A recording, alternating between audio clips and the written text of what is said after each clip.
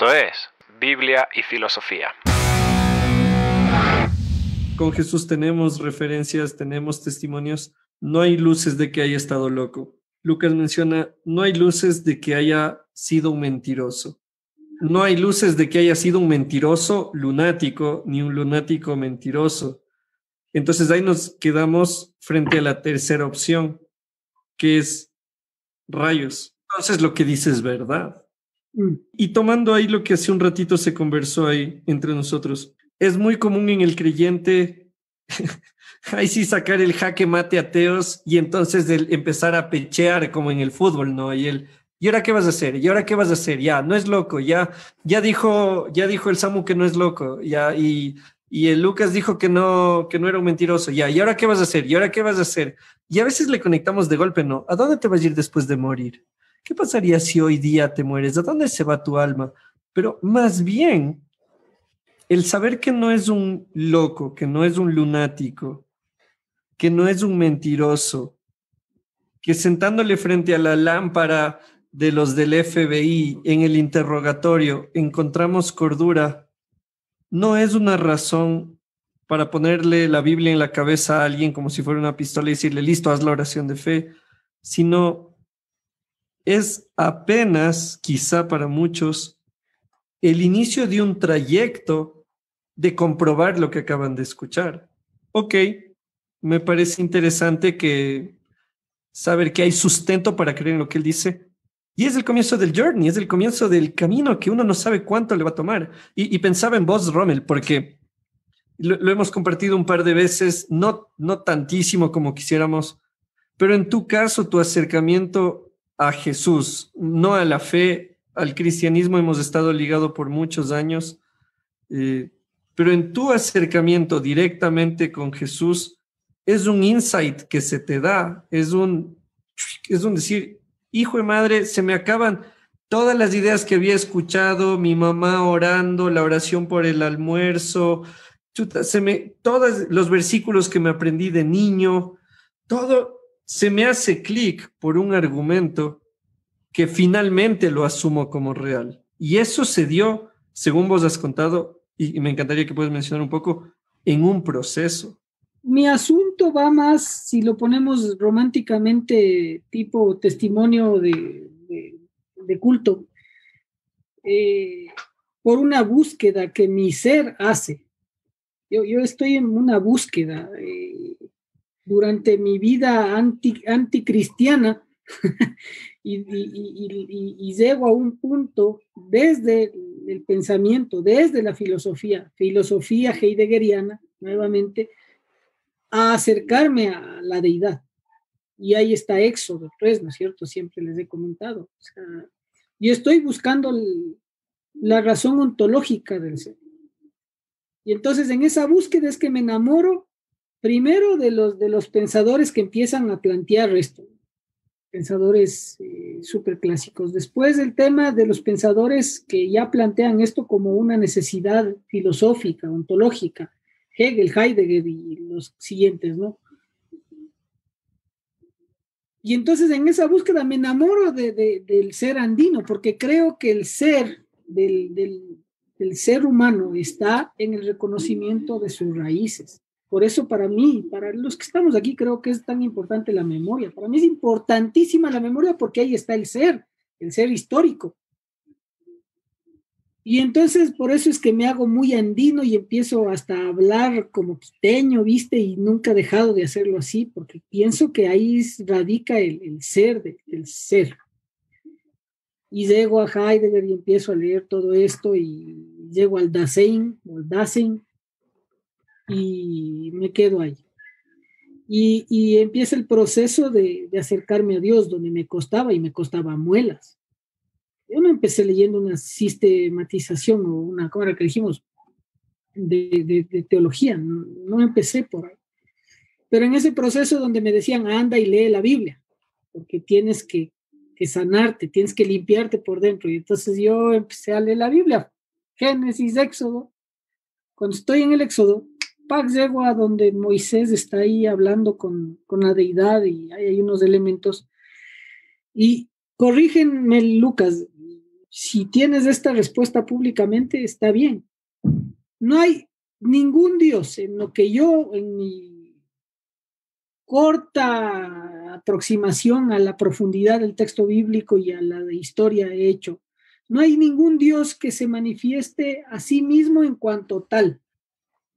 Porque en Éxodo está, Moisés le dice, ¿y ahora qué les digo? ¿Quién me manda? Anda, diles que yo soy, te manda.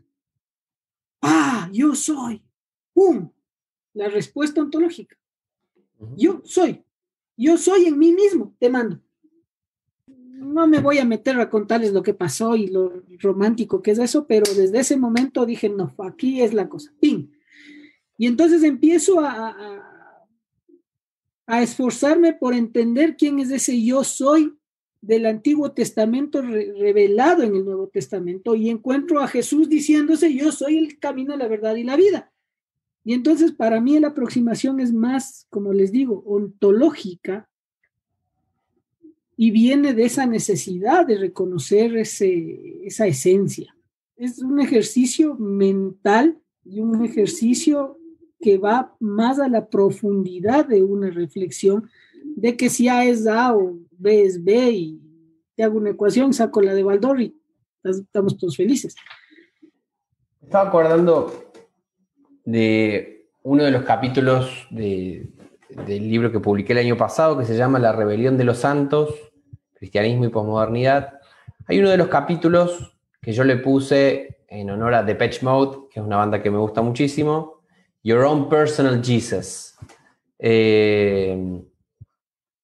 Bueno, de Johnny Cash hace una versión preciosa de Personal Jesus. Bueno, en ese capítulo yo analizo el capítulo 1 del cuarto evangelio, del Evangelio de Juan. Soy un gran apasionado del cuarto evangelio.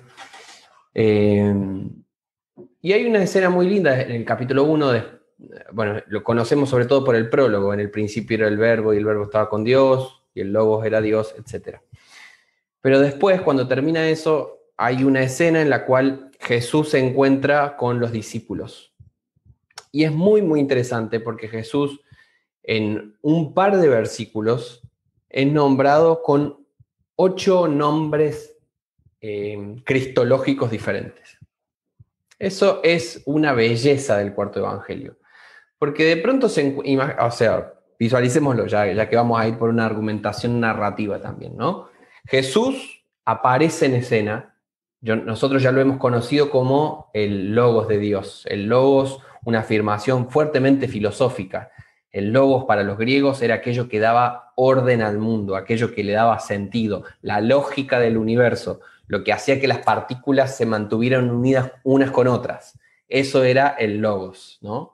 Nosotros ya dijimos que, bueno, este personaje es el Logos, la lógica del universo. Y de pronto aparece caminando como uno más en medio de todos, y el resto de los discípulos, al ver llegar a Jesús, empieza a nombrarlo cristológicamente. Y si vamos a tomar cada una de estas expresiones cristológicas, como por ejemplo, hijo de David, como por ejemplo, Mesías, como por ejemplo, maestro, como por ejemplo, aquel que fue anunciado por la ley y los profetas. Son todos títulos cristológicos. Imaginémonos entonces que cuando Jesús es nombrado por cada una de esas personas con un título cristológico diferente, lo que está ahí de fondo diciéndonos el cuarto evangelio es que nuestra percepción individual del Logos, nuestro acercamiento al Logos, siempre va a tener un aspecto personal.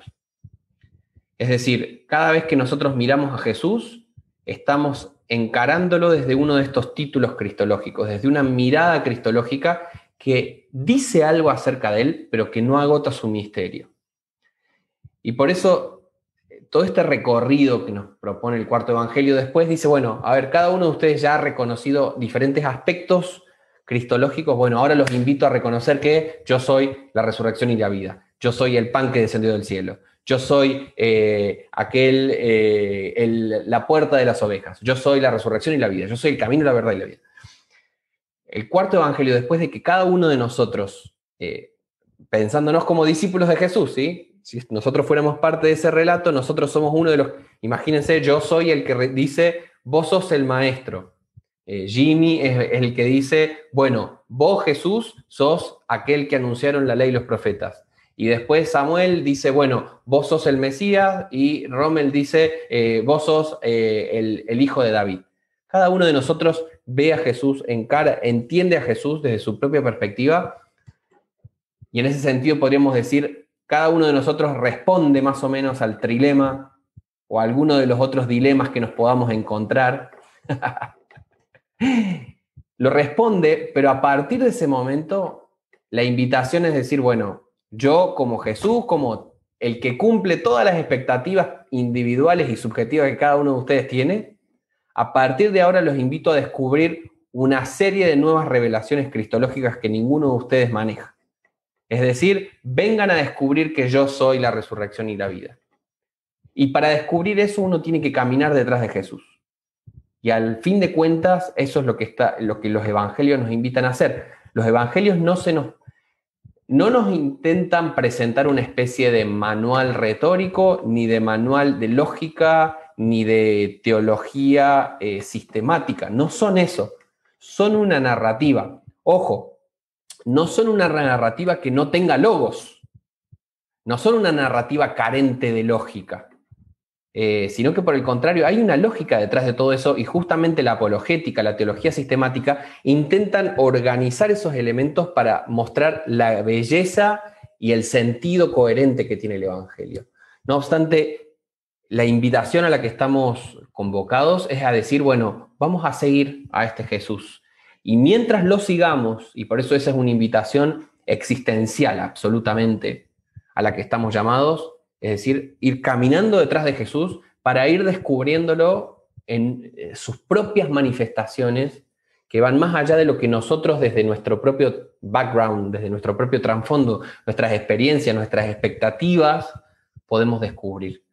Entonces, que la apologética es válida, es valiosísima, ¿sí? Desde Tertuliano en adelante, la apologética ha sido fundamental.